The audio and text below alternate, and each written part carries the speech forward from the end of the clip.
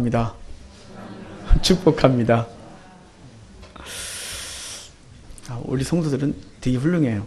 이 연휴 기간에 다 교회 와 계시고 감사합니다. 우리 제목이 있습니다. 같이 읽도록 하겠습니다. 시작. 주 안에서 너희 부모에게 순종하라. 아멘. 지난주에는 어린이 주일이고 이번 주일은 어버이 주일이에요. 또 어버이 주일하고 어버이날하고 겹쳤어요. 사실은 되게 어색한 거죠. 어린이날, 어버이날 있다는 것 자체가 이상해요. 1년 365일 동안 자녀를 정말로 아가페적 사랑으로 사랑하고 우리에게 주어진 부모님들에게 정말 진심으로 존경하고 순종해야 되는데 하나도 안 하니까 1년에 하루라도 하라고 날 정해놓은 것 같아요. 하여간 오늘 어버이 주일인데요. 오늘 이 날을 기념으로 해서 하나님 앞에 하나님께서 우리에게 주시는 말씀을 좀 받도록 하겠습니다.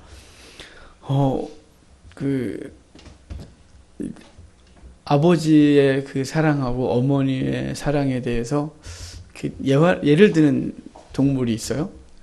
동물? 그러니까 또 그래요. 하나는 물고기고 하나는 우렁이에요. 가시고기 잘 아시죠? 가시고기는 암컷이 알을 낳고 가면 그때부터 알을 지키죠. 수컷이 끊임없이 지키고 부화하고 이제 어느 정도 다 클 때까지 먹지도 않고 계속 지키다가 결국은 그 아버지는 지쳐서 죽습니다. 결국 자녀는 다 성장하죠. 우렁이 성장 과정을 아십니까? 우렁이 농장은 가보시면 우렁이 농장에 보면 막 핑크빛 알들을 벽에다 막 붙여놨어요. 그렇게 알을 낳다가 알이 이제 부화하면 이제 그 알들, 그 조그만 새끼들을 엄마가 자기 품에 다 품어요. 우렁이 속에.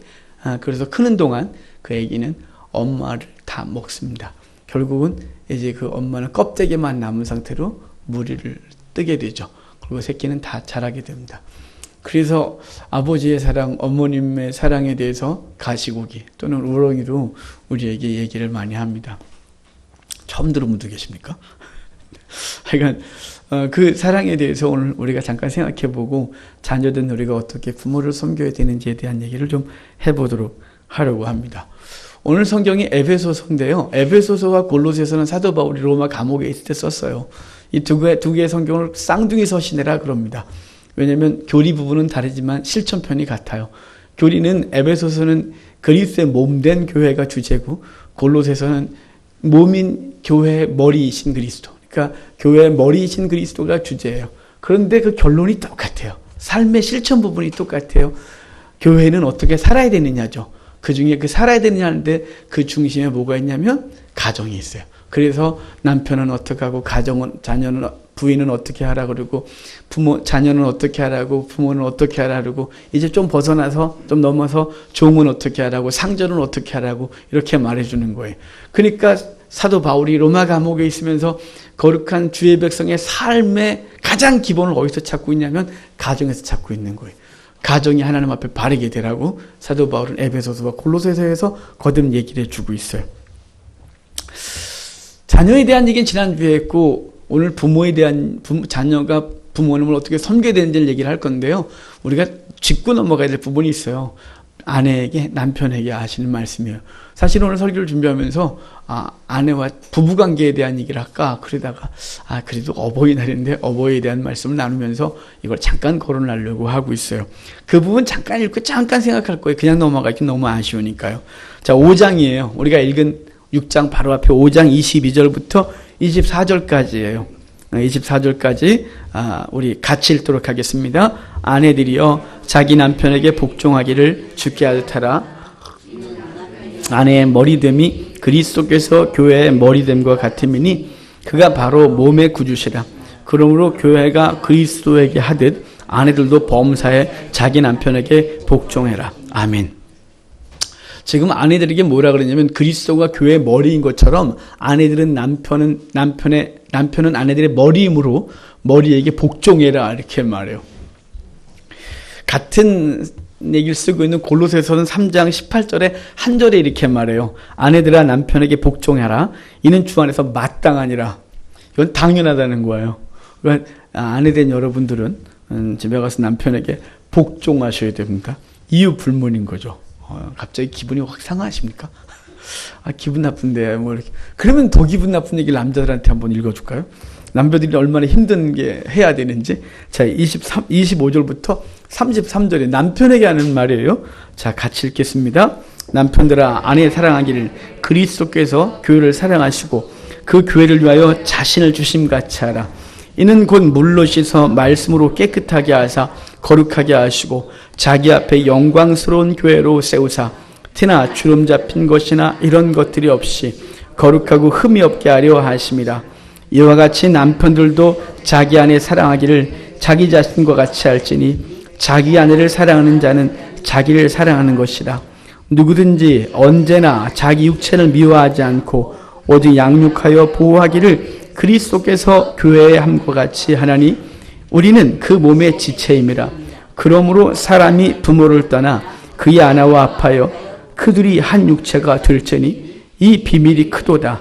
나는 그리스도와 교회에 대하여 말하노라.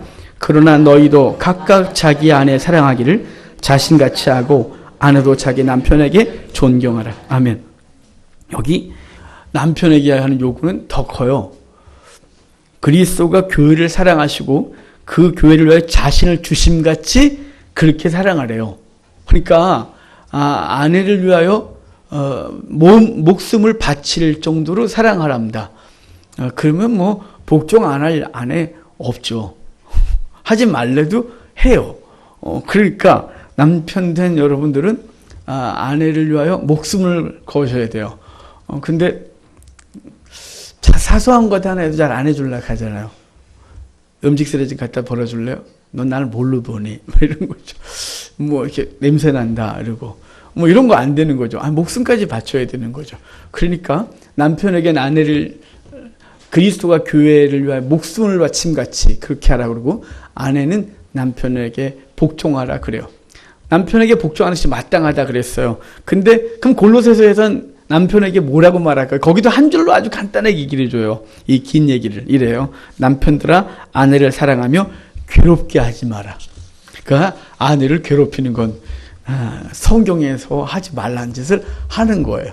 난 안 괴롭히는데 그냥 내버려뒀어요. 이게 괴롭히는 거죠. 뭐 할 바를 해주고 남편의 역할을 제대로 해주지 않으면 아내가 괴롭겠죠.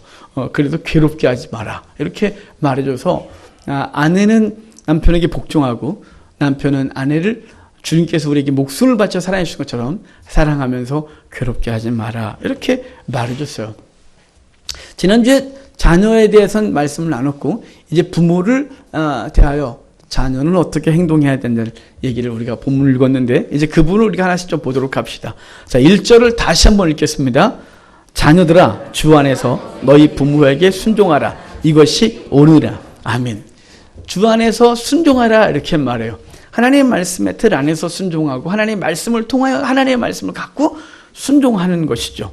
그러니까 우리는 주의 백성답게 하나님의 말씀을 맡은 자들은 주님께 순종하는 것이 맞다. 주님께 순종하듯이 부모에게 순종하는 것이 당연한 것입니다. 주의 백성이기 때문에 해야 되는 거죠. 말씀을 받았기 때문에 해야 되는 거예요. 말씀이 그것을 명하고 계시고 그걸 행하는 것이 마땅한 우리의 의무이기 때문에 행해야 하는 것입니다. 성도들은 주 안에서 순종하고 공경해야 하는 것인데 이것이 첫째 되는 계명인 것입니다. 부모를 공경하되 순종함으로 해야 돼요. 하나님을 섬기는 방법이나 부모님을 섬기는 방법이나 같아요. 육신의 부모도 섬기지 못하면서 하나님을 섬기지 못하는 것은 이거는 바르지 않다 이 말입니다. 보이는 부모를 섬기지 못하면서 보이지 않는 하나님을 섬긴다고 말하는 건 미션인 것이죠. 그래서 하나님께 순종하듯이 또 부모에게도 순종해야 하는 것입니다. 예수님께서 그렇게 하셨습니다. 예수님께서 하나님 아버지에게 순종하시기를 빌립보서에 이렇게 말해서 죽기까지 복종하셨다 이렇게 말씀하고 있습니다. 여기 순종이라는 단어를 복종하고 차이가 뭘까? 그래서 더 명확한 의미를 좀 알아보려고 사전을 찾아봤어요. 이렇게 돼 있어요. 다른 사람, 특히 윗사람의 말이나 의견 따위에 순순히 따르는 것이라고 해놨어요. 그러니까 윗사람의 의견에 순순히 따르는 게 순종이랍니다. 그러니까 우리 부모님의 의견에 순순히 따라주는 것이죠. 그 대표적인 예가 성경의 이삭이에요. 여러분 저는 이삭 사건을 생각할 때마다 아브라함은 이해가 되는데 이삭이 잘 이해가 안 돼요. 아브라함은 75세에 부름받아서 40년 만에 이 믿음의 시험을 겪어요. 네 아들 이삭을 번제로 바치라고 하는 사건을. 아브라함이 훈련됐으니까 나름대로 하나님을 아니까 그럴 수 있다 생각했는데 이삭은 기껏해야 15살, 16살 정도밖에 되질 않았는데 자기를 번제로 바치겠다고 하는 그 아버지의 요구에 순순히 응하는 거예요. 제단을 쌓고 나무를 올리고 그 제물을 자기라고 자기로 여겨 밧줄로 묶고 올리는데 거기 반항했다는 얘기가 하나도 없어요. 칼을 들어 찌르려고 할 때도 전혀 아무 반응도 없어요. 이삭이 까무러쳤을까요? 아니죠. 이삭은 그냥 순종했어요. 그래서 이삭의 생애에 그렇게 많은 이야기가 없는 거예요. 그 어릴 때 한 번의 순종을 통하여 이삭은 그가 성인이 돼서 족장이 된 후에 단 한 번 테스트를 거쳐요. 그래서 하나님 앞에 주님을 순종하여 그 아래 거하는 것을 통하여 하나님 합격하고 이삭에겐 더 이상 환란이 없고 야곱내로 곧바로 넘어가는 거예요. 하나님 앞에 이삭의 순종이 이삭이 아브라함에게 순종한 그 순종의 는 그리스도가 아버지께 순종하고 또한 우리가 그리스도께 순종하듯이 우리도 부모에게 순종하는 본을 보인 것이죠. 사도 바울은 그래서 오늘 본절 맨 마지막 절에 이렇게 말하잖아요. 이것이 옳으니라. 이건 옳은 거예요. 이건 선택사항도 아닌 거예요. 옳으니까 해야 되는 거죠. 이렇게 하는 게 바른 것이에요. 그러니까 저와 여러분들이 부모를 공경하고 순종하는 것은 당연한 것이죠. 이 외에도 그 이유가 있어요. 이렇게 부모에게 순종하라는 이유를 우리가 2절과 3절에서 이미 읽었는데 그 부분 다시 한번 읽도록 하겠습니다. 내 아버지와 어머니를 첫 계명이니 이로써 내가 잘되고 땅에서 장수하리라. 아멘. 여기 내 아버지와 어머니를 공경하라 그래요. 공경하라. 제 발음이 안 좋아하고 1부터 공격하라 이렇게 했었어요. 이제 참 이 발음 안 좋은 게 너무 안 좋아요. 아주 제가 설교할 때 이 입술 끝에 힘을 되게 많이 주고 하거든요. 그러니까 가끔은 쥐날 것 같을 때도 있어요. 워낙 발음이 안 좋아서. 근데 공경하라 그러는데 공경하라는 뜻이 뭐냐면 높이 평가하다, 가치를 따 이런 뜻이에요. 우리 부모에게 대하여 높이 평가하는 거죠. 가끔 영화나 뭐 이런 걸 보면 그런 거 있잖아요. 부모님이 자녀에게 객관적으로 잘 못했어요. 그런데 그 자녀가 상처를 받고 막 혼자 막 살다가 결국 부모님을 어느 날 탁 만났는데 부모가 미안하다 그러니까 그 자녀가 이렇게 말해요. 안 해요. 날 이 땅에 낳으신 것만으로도 감사해요. 이렇게 하면서 감동을 주는 대사들이 있어요. 예, 그거죠. 우리 부모가 우리에게 어떻게 행한 것에 대하여 평가를 내리는 게 아니라 부모이기 때문에 그를 공경하는 거예요. 높이 평가하고 가치를 높이 두는 것, 그것이 이 공경하다 이런 말이죠. 이 동일한 단어를 요한복음 5장 23절에서 하나님께 두었어요. 하나님을 공경하다 이렇게 되어 있어요. 그러니까 하나님을 공경하는 것과 부모님을 공경하는 단어가 같아요. 그러니까 우리가 부모님을 공경하는데 그 이유 불문인 것이죠. 우리가 자녀를 사랑하는 것이 이유 불문인 거죠. 자녀가 잘하든 못하든 내 자녀이기 때문에 힘을 다하여 그 자녀를 양육하고 힘을 다하죠. 마찬가지로 우리 부모님도 우리 부모이기 때문에 공경해야 하는 것이죠. 가치를 높이 평가하고 그리고 그를 높이 두는 것이죠. 아주 못된 게 있어요. 상담학을 제가 공부를 하면서 그 상담에 아주 못된 게 있어요. 그 뭐냐면 그 상담학이 발전하면서 이 사회가 묘한 대로 흘러요. 그게 뭐냐면 핑계하는 거예요. 자기가 지금 잘못된 걸 다 부모 탓해요. 우리 부모에게 내 상처를 받았고 나 이런 가정 환경에서 자랐기 때문이고 막 이런 자꾸 끌려가는 거예요. 그래서 무슨 TV에 안 좋은 사건이 나면 그의 부모는 어땠고 그의 가정 환경은 어땠고 막 이렇게 되는 거죠. 예, 그건 우리가 들어서 부모된 우리들이 자녀를 정말 바르게 양육해야 되는 도전을 받아야 되지. 우리가 우리의 못된 성향들의 핑계거리로 난 이런 환경에서 자랐기 때문에 이럴 수밖에 없어 라고 말하면 안 되는 것이에요. 여러분 통계가 있는 거 아십니까? 어떤 것에 중독되거나 알코올 중독자거나 그 다음에 폭력을 행하는 부모의 자녀들을 조사해봤어요. 조사했더니 그러면 그 아이들은 당연히 우리가 말하는 대로 하면 아이들은 당연히 알코올 중독자가 되어야 되고 폭력을 행하는 자가 되어야 되고 그리고 세상 가운데 바르지 않은 쪽으로 가야 되겠죠. 근데 묘하게 50%로 딱 갈리는 거 아십니까? 한쪽엔 아버지하고 부모하고 동일한 쪽으로 가고 한쪽은 그 부모의 잘못된 모습을 보고 자기는 반대로 가서 도리어 바르게 정말 극단으로 바르게 살아가는 사람들이 생긴다는 사실이에요. 동일한 환경에 자랐어요. 근데 우리 자꾸만 핑계하는 것만 배우는 거예요. 여러분 우리 부모들이 우리에게 100% 만족한 삶의 환경을 만들어줄 수 있을까요? 아니 이걸 좀 부모는 떠나서 우리는 자녀들에게 그럼 자녀들이 100% 만족하는 환경을 주었냐 이 말입니다. 우리도 잘 못해놓고 우리는 우리의 모습들을 다 부모에게 탓하는 묘한 게 있는 거예요. 못된 것이죠 그거. 그래서 그런 못된 것들이 세상에 가득할 때 책이 하나 나왔어요. 탓이란 책이에요. 탓하지 말라고. 동일한 환경에서 자라도 동일하게 그렇게 나쁘지 않다 이 말이에요. 그 속에서 그 환경 속에서 자기가 어떻게 선택하고 어떻게 하냐에 따라서 인생이 바뀌는 것이죠.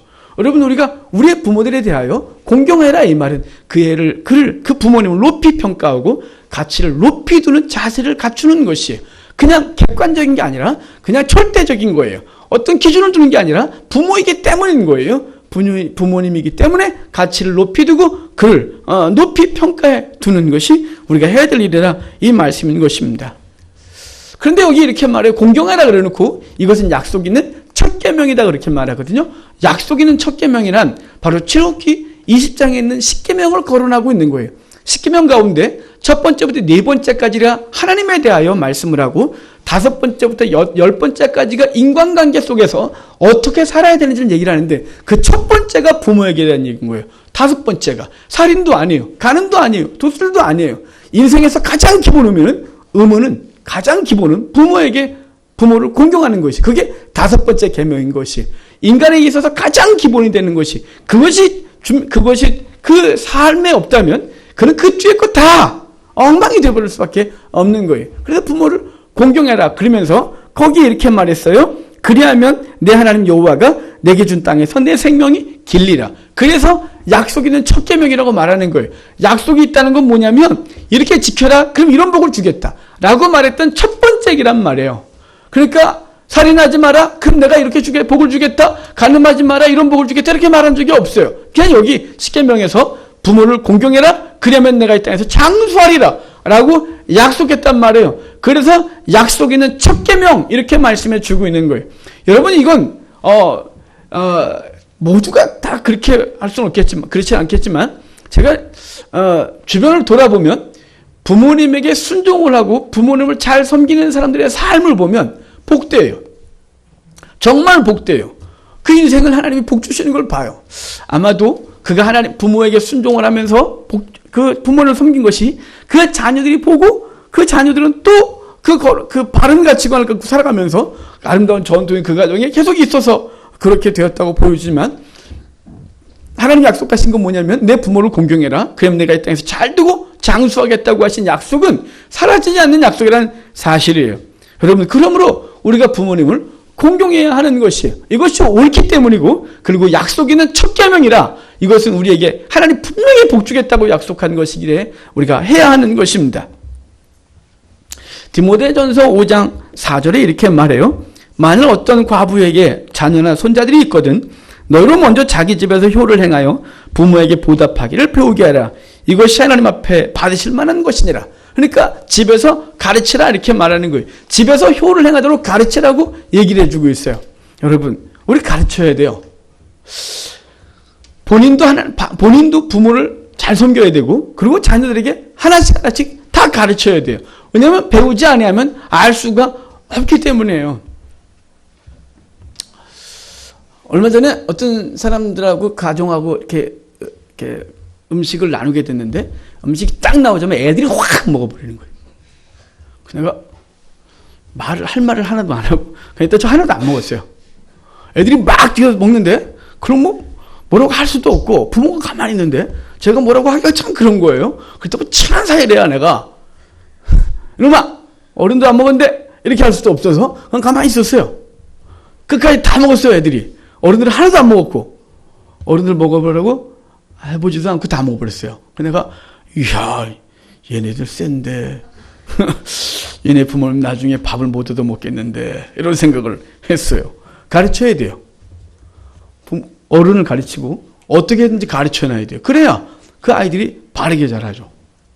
저희 집은 중요한 질서가 하나 있어요. 치킨을 먹을 때 날개는 아무도 못 먹어요. 우리 장모님만 드세요. 우리 한 권사님만 드세요. 그 닭을 2마리 시켰다. 그럼 날개가 4개잖아요. 다 날개만 떼요. 그 따가 어머님께 이렇게 딱 앞에 놔둬요.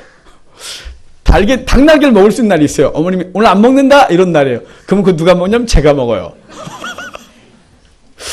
우리 애들은 집에서 닭 날개를 먹어본 적이 없어요. 아예 포기예요. 아예 포기. 이렇게 그냥 포기. 그건 닭도리탕도 똑같아요. 닭도리탕을 하면 저희 식구가 7이니까 2마리 기본을 해야 돼요. 저희 2만 원 솥단지에다가. 그러면 닭 날개를 다 찾아서 어머니께 딱 드리고 나머지 닭 다리는 제 거예요. 저희 집사람하고. 그다음에 이제 은혜를 베풀면 다리 하나 먹어라. 이렇게 애들 하나 주고. 저희는 분명한 질서가 있습니다. 그거를 넘어서는 순간 사형입니다. 사형. 다 죽습니다. 그날. 절대로 못 건듭니다. 뭐 음식을 먹을 때 뭐 애들이 먼저요. 그날 밥 먹다 맞습니다. 저희 어머님이 늦게 나와도 다 참고 기다려야 된다고. 장모님 몸이 불편하시니까 먼저 먹어. 저는 먼저 절대로 안 먹습니다. 이렇게 다 나올 때까지 오셔서 숟가락을 들어야 우리가 이제 제가 들고 우리 애들도 듭니다. 그것뿐만이겠습니까? 잘하는 것만 말씀드리는 겁니다. 제가 못하는 거 말씀 안 드리고. 여러분 효는 가르쳐야 됩니다. 가르쳐야 이제 그것은 그 집안의 아름다운 전통이 되겠죠. 나중에 장모님이 소천하시면 날개는 제 겁니다. 날개는 그렇게 먹고 싶은 날개 저희가 해서 장모님 하나님께서 천국으로 불러 올리시면 그때 저희 날개를 그래서 날개만 한번 사다 먹을 생각입니다. 예, 가르쳐야 됩니다. 성경에 분명히 말하는 게 가르치라고 했습니다. 안 가르치면 자녀들이 모릅니다. 모르면 그 자녀들을 그럼 우리 좋으라고 가르치는 걸까요? 내가 섬김 받으려고요? 아닙니다, 여러분. 성경이 그랬잖아요. 부모를 공경해라. 그건 약속에는 첫 계명이다. 이 땅에서 잘 되고 장수하는 복을 받으리라. 여러분, 자녀가 복되게 하고 싶으면 효를 가르쳐야 되는 겁니다. 이 아이를 어릴 때부터 가르치지 않으면 너희 머리가 크면 잘 안 가르쳐집니다. 여러분들이 인상 뻑뻑해서 그러지 않겠습니까? 어릴 때부터 몸에 배면 그건 당연한 것입니다. 자기가 만약에 실수해서 잘못했을 때 이러면 자기가 잘못했던 걸 알아 순종할 것입니다. 그런데 그걸 가르쳐 놓지 않았으면 이제 우리는 후에 그 아이에게 자녀에게도 아름답지 않고 부모도 이제 그 자녀를 통하여 이제 효를 받지 못하게 되겠죠. 그러니까 먼저 우리가 부모를 공경하고 그리고 가르치고 그래서 아름다운 전통이 가정에 만들어지고 그 자녀를 복되게 하는 것 그것은 바로 효를 행하고 자녀에게 가르치라고 하신 말씀을 따라야 하는 이유죠. 만약에 이렇게 하지 않으면 화를 당할 것이라고 성경에 아주 무지하게 많이 말해요. 저 오늘 아주 공포스러운 얘기를 좀 많이 하려고 그래요. 자, 출애굽기 21장 15절 보면 이래요. 자기 아비나 어미를 치는 자는 반드시 죽여라. 그러니까 부모를 치는 자는 반드시 죽여버리래요. 출애굽기 21장 17절 이래요. 그 아비나 어미를 저주하는 자는 반드시 죽여라. 그러는 거죠. 그러니까 부모를 치거나 저주하면 그는 죽여버려야 된다는 거예요. 너무 무섭지 않아요? 자, 신명기 21장 18절로 21절에도 이렇게 말해요. 사람에게 완악하고 패역한 아들이 있어 그 아비의 말이나 그 어미의 말을 순종하지 아니하고 부모가 쟁책하여도 듣지 않거든. 그러니까 뭐라고 말했는데 띡띡거리고 인상 뻑뻑 쓰고 그러거든. 여기 학생들 잘 들어야 돼요.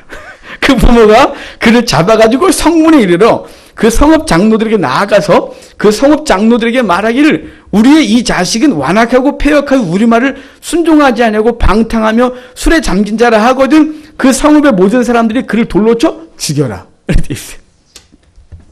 한번 또 다음 얘기할까요? 잠언서 30장 17절에 이래요. 아비를 조롱하며 어미를 순종하기를 신하는 자의 눈은 골짜기에 까마귀에게 쪼이고 독수리 새끼에게 먹히리라. 이랬어요. 여러분 다 무서운 얘기죠. 여러분 왜 이럴까요? 레위기 24장 15절로 16절 보면 돌로 쳐 죽일 죄가 또 있어요. 그건 누구든지 자기 하나님을 저주하면 죄를 당할 것이요 여호와 이름을 회방하면 그를 반드시 죽일지니 그 운회 중에 돌로 칠지라. 돌로 쳐 죽여버리라는 죄가 부모에게 불순종하고 하나님 앞에 불순종하는 것을 돌로 쳐 죽일 죄로 정하고 있는 거예요. 그러니까 하나님은 부모에게 거역하고 부모에게 순종하지 아니한 것에 대해서 하나님은 굉장히 엄하게 다스리고 있다는 사실이에요. 노아의 세 아들 사건을 우리가 잘 알아요. 노아가 홍수 이후에 포도 농사를 짓고 그것을 저장해 두는데 발효가 되죠. 그래서 포도주를 마시고 잤어요. 얼마나 열이 났겠어요. 그래서 옷을 다 벗고 잤는데 함이 들어와서 그 아버지의 벌게벗은 몸을 보고 형제들이 가서 막 얘기를 해요. 가려주질 않았어요. 그래서 다른 형제 셈과 야벳이 뒤로 들어와서 아버지 하체를 가려주고 깨어난 후에 그 사건을 알고 나서 노아가 저주해요. 야벳과 셈은 축복했지만 함은 저주를 받아요. 이렇게 말해요. 함은 저주를 받을지니 그러지 않고 가나안. 이 가나안은 함의 아들이에요. 그 가나안은 저주를 받을지니 형들의 종의 종이 될 것이라 그랬고 결국은 아브라함의 후손들이 가나안 땅에 들어와 그들을 다 내어 쫓는 사건이 벌어지게 되죠. 그러니까 바로 부모를 부모의 수치를 가려주지 않고 그랬던 그 아들이 저주를 받아 끝나는 사건이 벌어지는 거예요. 여러분, 하나님을 섬기는 것과 부모를 섬기는 것에 대해서 성경은 거의 같은 수준에 두고 있다는 사실을 기억하고 우리 부모에게 온전한 순종을 하기를 주의 이름으로 축복합니다. 이건 원칙이에요. 해도 되고 안 해도 되는 게 아니에요. 그런데 우리가 종종 신앙인들이 신앙을 핑계로 부모에게 마땅히 해야 될 것을 하지 않을 때가 있다는 사실이에요. 그리고 오늘 주일이에요. 근데 또 하필이면 오늘 또 어버이날이에요. 왜? 오늘 주일이니까 난 예배 드리러 가야 돼요. 그래갖고 우리 부모님이 약간 지방에 계시면 전화도 한 통 없이 있다면 오늘 예배 끝나자마자 전화하시고 좀 안부라도 드려야 되겠죠. 한 전에도 찾아갔더니 다음 주 중에도 한번 찾아가야 될 거예요. 우리가 신앙을 핑계로 마땅히 행해야 될 효를 행하지 아니하는 것에 대해서 주님은 결코 용납하지 않으셨어요. 주님은 마가복음 7장 10절로 14절 보면 고르반이라는 제도를 가지고 그들을 책망하셨어요. 이스라엘 사람들이 고르반이라는 제도를 갖고 있었는데 하나님 앞에 하겠다고 딱 정해놓고 하나님 앞에 일정 금액을 드리고 나면 이제 하나님 앞에 할 바를 다 했다고 이제 부모에게 할 걸 자기가 마땅히 해야 될 것을 안 해도 된다고 생각하는 경향이 있었어요. 그래서 부모가 와서 멀리서 와서 아들아 나 용돈 좀 줘라. 그 말 하니까 다 드렸어요. 그러고서 자기는 의무를 다한 것처럼 끝내버렸단 말이에요. 그 부모는 사랑 존경받지 못한 거죠. 그에게 아무 도움도 받지 못했어요. 그걸 고르반이라고 해서 자기의 죄를 다 감춰버렸단 말이에요. 주님이 그들의 죄를 책망하셨어요. 너희가 마땅히 행하지 아니하고 종교적인 행하서 고르반이라고 해서 너희들이 신앙생활만 열심히 하고 부모를 돌보지 않은 것에 대하여 주님은 책망하셨다는 사실이에요. 여러분, 우리에게 주어진 이 본분을 마땅히 행해야 하는 것이에요. 그러면 구체적으로 어떻게 효를 행하는 걸까요? 이래 되어 있어요. 잠언서 23장 25절 보면 내 부모를 즐겁게 하며 너 낳은 어미를 기쁘게 하라 그래요. 그러니까 부모님을 즐겁게 하고 기쁘게 해드리는 거죠. 그 부모님 앞에서 애교를 떨고 이렇게 공연도 해드리고 이래야 되겠죠. 근데 즐겁고 기쁘게 하라는 말에 대해서 생각하는 한 분이 계세요. 원주에 제가 강의를 하러 가면 여자 목사님이 이렇게 오랫동안 관계했던 여자 목사님이 계신데 그 목사님의 어머님이 치매 환자세요. 치매 환자인데 치매 요양원에 보내지 않고 계속 옆에 모시고 있는 거예요. 그래서 종종 잊어버려요. 새벽에 나가셔서 방황하다 들어오시는 거예요. 한 번은 공부하러 갔는데 아침에 정신이 없었대요. 왜 그러니까 엄마가 나갔는데 안 들어오신대요. 그래서 지금 여기 왔냐니까 자기는 어차피 자기가 돌아다녀봤자 살릴 수도 없고 남편이 찾고 있대요. 그리고 공부하러 와 있대요. 근데 경찰에 다 신고해놨고 그래요? 근데 왜요? 이런 일이 자주 있기 때문에 자기는 지금 오늘 하나님 말씀하고 남편에게 찾아보라고 그러고 경찰서도 신고해놓고 다 해놨대요. 그러면서 이제 그날 점심 때 남편이 찾아왔어요. 찾아왔는데 어머님 머리가 노래졌어요. 그래서 깜짝 놀라서 어떻게 된 거냐니까 어머님이 파마하러 돌아다니다가 파마하고 오신 거예요. 치매 환자가. 그래서 노랗게 하고 들어오셨어요. 근데 남편이 찾아왔다 그랬잖아요. 제가 그 여자 목사님도 참 잘하시지만 여자 목사님보다 더 잘하는 게 그 사위예요. 그 집사님이신데 그 집사님을 안 지가 벌써 한 3년 된 것 같아요. 그때부터 어머님은 치매셨어요. 항상 어머님은 그분이 모시고 다녀요. 그분이 모시고 다니고 자기가 차 태워서 모시고 다니고 같이 다니고 어머님이 들판에서 나물 캐는 걸 워낙 시골 보니까 나물 캐러 다니니까 나물 캐러 옆에 이렇게 지켜보셨어요. 나물 캐면 어머니 많이 캤어요 엄마? 아유 이것도 캤네? 말하면서 막 이렇게 웃고 장난쳐주고 이렇게 해줘요. 그러니까 지금도 보면 그 짜증날만 나고 힘들만도 하고 부탁하면 집을 나가셨으니까 요즘은 GPS를 이렇게 위치 추적 장치도 치매 환자들에게 달아주시더라고요. 근데 그걸 안 하고 다니면 찾을 방법이 없는 거예요. 근데 벌써 한 3년 정도 3, 4년 됐으니까 그 지역 경찰들이 잘 아세요. 또 나가셨어요. 그래서 경찰들이 다 찾아서 모셔다 주는데 그분이 그러면 이랬냐고 이럴 수 있잖아요. 단 한 번도 본 적이 없어요. 단 한 번도. 그냥 그 어머니 앞에서 애교를 떨고 이야기하고 같이 놀아주고 아이고 이쁘다고 그러주고 막 이렇게 해주거든요. 제가 보면서 어떻게 저럴 수 있지? 대체 어떤 성품을 가져야 저렇게 할 수 있지? 친엄마도 아니고 장모인데 그리고 정상적이도 아니고 치매 환자고 정말 새벽에 나갔다가 어떨 때는 막 새벽밭이 돌아다녀야 되고 찾으러 다녀야 되는데 어떻게 저럴 수 있지 싶은 거예요. 그래서 항상 그 모습을 보면 항상 부끄럽기도 하고 저게 부모님을 기쁘게 하는 모습이구나 이런 생각이 들거든요. 여러분 부모를 즐겁게 하고 기쁘게 하래요. 그게 효래요. 효. 뭐 어마어마한 거 사다 주고 막 몇십만 원짜리 뭐 명품 가방 이런 사다 드리고 이렇게 하고 사다 주고 딱 많은 게 아니라 그 옆에서 그를 즐겁게 하고 기쁘게 하는 게 효래요. 그게 성경에서 우리에게 말해주고 있는 거예요. 그 다음에 또 효를 구체적으로 아주 평범한 효에 대해 말해주는데 듣는 거래요. 그래서 잠언서에 말해요. 내 아들아 내 아비의 훈계를 들으며 내 어머니의 법을 떠나지 마라 이렇게 말하거든요. 그러니까 여기 듣는다는 말은 그 말 듣고 순종해라 이 말이 되지만 중요한 건 먼저 듣는 자세가 되는 거죠. 여러분 구약에서는 바로 가장이 제사장 역할을 했어요. 바로 집안의 제사장인 거죠. 또 그의 말을 듣고 순종하는 건 하나님의 말씀을 듣고 순종하는 것과 같았어요. 그의 축복 기도를 그가 축복 기도해주면 그 축복이 임했고 그래서 그 축복권을 갖고 있었던 게 가장이었어요. 부모의 말을 들으래요. 여러분 그 부모님의 말씀을 듣는 게 쉽지 않아요. 뭐 그대로 행하는 게 쉽지 않다. 예, 그런 것도 쉽지 않겠지만 그냥 들어드리는 것도 쉽지가 않아요. 여러분 집에 어르신을 모시고 사시면 다 아는 게 있어요. 한 말 또 하시는 거죠. 우리 장모님을 앞에 두고 설교하기 좀 그래요. 한 말 또 하고 어린 말 또 하고 아까 했던 말 또 하고 그럼 이제 듣다가 알아요. 다 아까 하셨어요. 저도 그러거든요. 근데 이거 어제 설교 준비하면서 회개했어요, 제가.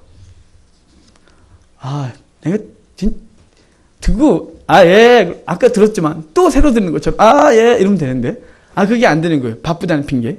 여러 가지 생각이 우리 속에 있는 거죠. 여러분 가장 기본이래요. 그냥 들어드리래요.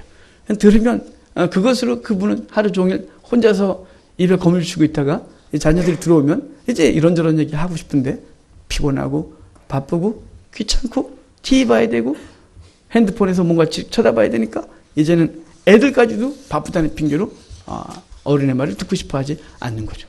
여러분 효 별거 아니래요. 그분을 기쁘게 하고 즐겁게 하고 그의 말을 듣는 것이래요. 여러분 우리 오늘 어버이날이에요. 어버이날이고 어버이주일이에요. 오늘이라도 좀 하루 실천하셔야죠. 아침에 나올 때 부모님에게 어버이날에 대한 걸 아무것도 못했다면 오늘 하루 중에 분명히 뭔가 좀 하셔야겠죠. 전화라도 하고 만나기라도 하고 그리고 기쁘게 하기 위하여 무언가 해야겠죠. 여러분 오늘 주의 말씀을 들었으므로 오늘이라도 부모에게 효를 행하는 하루라도 되십시오. 그래서 한번 조금씩 하나님이 기뻐하시는 삶이 우리 속에 있기를 바랍니다. 그래야 하나님이 기뻐하시는 존재 그리고 그에게 복을 주겠다고 말씀하셨어요. 이건 선택의 문제가 아니고 마땅한 일입니다. 복을 주셨다고 약속하신 그 약속 있는 첫 계명입니다. 자, 오늘 본문 말씀 한번 같이 읽고 그리고 오늘 말씀을 마치겠습니다. 자, 1절부터 3절까지 같이 읽도록 하겠습니다. 자녀들아 주 안에서